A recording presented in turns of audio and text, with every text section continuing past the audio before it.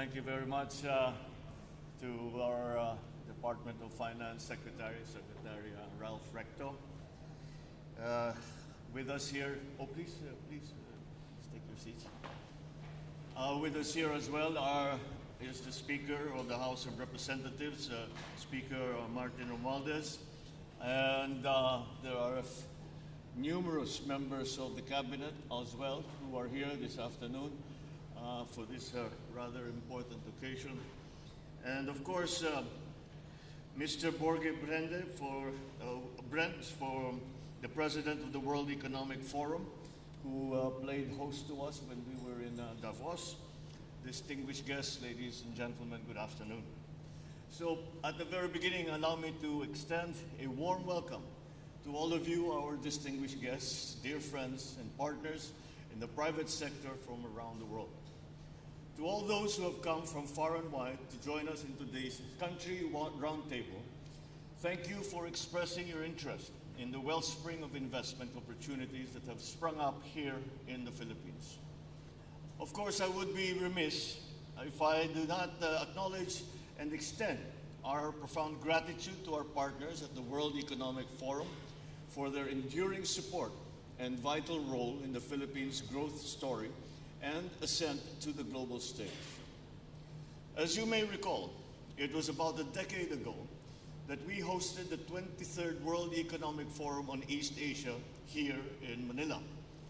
Discussions back then centered on the glowing promise and potential of the Philippines as the strongest performing Southeast Asian economy in 2014. 10 years later, we bear witness to the full fruition of that vision. Today, against great odds, the Philippine economy shines as the brightest spot in the fastest growing region in the world. In 2023, the Philippines capped the year off with the highest GDP growth in all of Asia, including China, meeting and exceeding expectations of major multilateral organizations such as the IMF, ASEAN Plus 3, Macroeconomic Research Office, and the World Bank. The country's growth performance was largely driven by the resiliency of domestic demand, an impressive feat against a backdrop of elevated prices and overlapping crises in the global market. It comes as no surprise that investments, particularly in durable equipment and public construction, emerged as a key driver of our full-year growth. From the moment I took office, it was abundantly clear to me that securing investment-led growth required the right policy thrusts and priorities.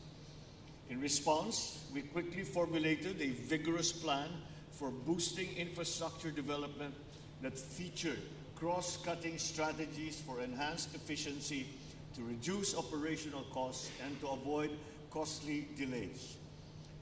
To fast-track the rollout of infrastructure projects, we have prioritized a pre-selected list of 185 infrastructure flagship projects worth over 9 trillion pesos, or the equivalent of $163 billion. These projects, which offer high rates of return and enjoy streamlined processes, target strategically important sectors for sustainable development, such as physical and digital connectivity, agriculture, energy, health, and climate-resilient infrastructure. As of today, more than half of these projects are either already ongoing or approved for implementation, while around a quarter are seen to be financed through the public-private partnership mechanism. Since the early days of this administration, the economic team and I have consistently underscored the pivotal role of PPPs as a potent instrument for harnessing the combined strengths of the public and private sectors for inclusive and efficient nation building. To demonstrate our firm commitment to providing an enabling environment for PPP investments, we revised the Build, Operate, and Transfer Law implementing rules and regulations with the help of key stakeholders from the private sector within the first 100 days of the administration. This was soon followed by a slew of other regulatory reforms in the country's PPP framework, including the landmark PPP Code, which provides a stable and predictable policy environment for PPP projects. At the same time, we are actively focusing our policies on galvanizing foreign investments to generate a broadly beneficial investment boom. Our economic liberalization measures signal the dawn of a new era of investments here in the Philippines. Now, international firms are welcome to invest in a wider range of high-impact sectors, form joint ventures with Filipinos, or even fully own domestic enterprises in select renewable energy projects. We aim to cover every front at every point of your investment journey. Investors can now count on expedited processes and improved ease of doing business with the newly established green lanes for strategic investments. This directly addresses binding constraints to investments that have long impeded the flow of capital into the country. A sustainable future will not be shaped by siloed thinking and short-term policy making. With the advent of the fourth industrial revolution, we have reformed our corporate income tax structure and fiscal incentive system to attract investments in strategically important industries.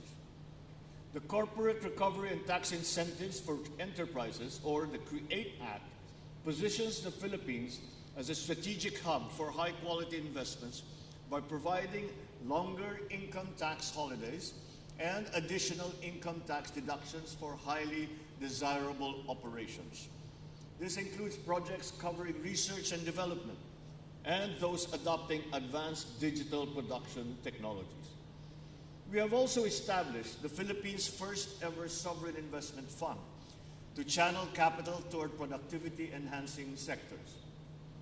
The Maharlika Investment Fund is designed to serve as a magnet for equity financing from abroad and a vehicle for driving long-term growth without compromising efforts towards fiscal consolidation.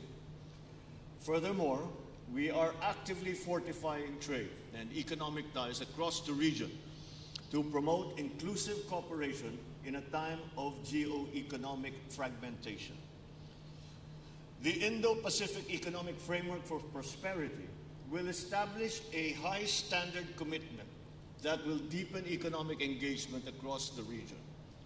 So together with ASEAN-Australia-New Zealand Free Trade Agreement and the Regional Comprehensive Economic Partnership, we will champion our regional economic integration as a viable pathway for shared prosperity. But all this is a mere glimpse into the world of opportunities lying in wait here in one of the fastest growing economies in the world. Clearly, the Philippines is in a prime position to enter into a sustained period of robust economic expansion over the next couple of years.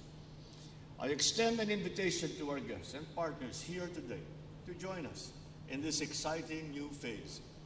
The members of the economic team are here today ready to discuss those opportunities that I speak of in greater depth. Once again, thank you for coming to this country roundtable on the Philippines, and I sincerely hope that today's event will serve as a fertile ground on which new and stronger partnerships will take root and flourish. I wish you all a productive and pleasant day ahead. Thank you and good afternoon.